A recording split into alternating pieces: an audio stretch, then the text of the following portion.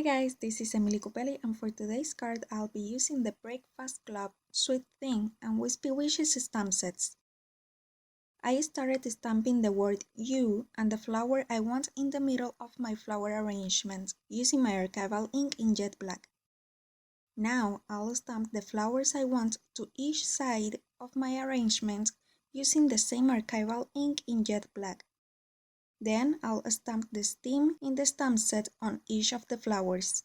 I'm using the mug, which will be my flower pot, as reference to keep the flower inside of it. Off camera, I went all over the word you with a black Sharpie to make sure it looks completely solid. Now I'm using my distress inks in mustard seed and spiced marmalade to color the flowers. I just love to use this color combo along with brown, which I'll be using later during the fall season. I added both the orange and the yellow to each of the flowers. Sometimes I like to dab the cardstock with a paper towel to remove the excess of water and color, avoiding to get any bleeding outside the lines and making the color lighter if it is a little darker than I want. Then I added some forest moss to the leaves. Here I stamped a mug, which I am coloring with the antique linen, vintage photo, and spiced marmalade distress inks. I'm adding the color darker on the sides of the mug and leaving the center lighter to create some shadows and make it look rounder. I added the dark brown to the top and the bottom of the mug since I wanted more contrast between the mug and the background where I'll glue it later. I'm using the spiced marmalade to color the heart. Then I'll go ahead and fussy cut it. Now I'll go all around the edges with my black Sharpie.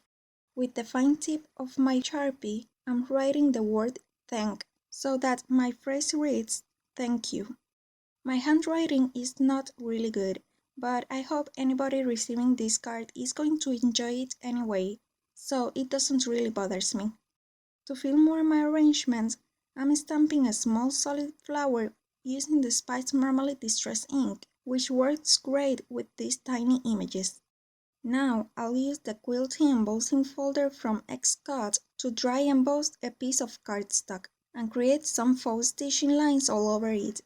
I'll add some antique linen distress ink to the embossed cardstock using my round blending tool, making normal pressure to get the color on the whole piece.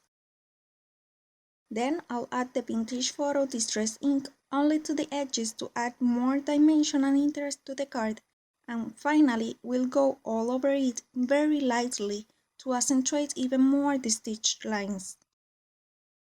Then I glued my pieces together on an A2 card base, and will glue a strip of glitter cardstock from the CWV right below the white panel.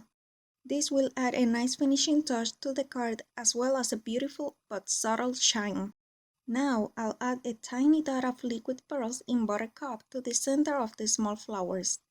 Then I rounded the bottom corners of my card using my 1/2 inch corner shumper. Finally, we'll add a bit of glossy accents to the heart in the mug. You can add glossy accents to the whole mug if you prefer, but I tend to get my glossy accents ruined if I use it in big areas, so I kept it just as a nice little detail. Here you can see the finished card. I hope you enjoyed this tutorial. If you did, please give this video a thumbs up and subscribe to my channel, as well as the TheAlleyWayStamps channel if you are not subscribed yet. Don't forget to visit my blog to see the full list of supplies and more close-up pictures. Here are 2 more videos for you to watch in case you missed them. Thank you so much for watching. I'll see you next time. Bye!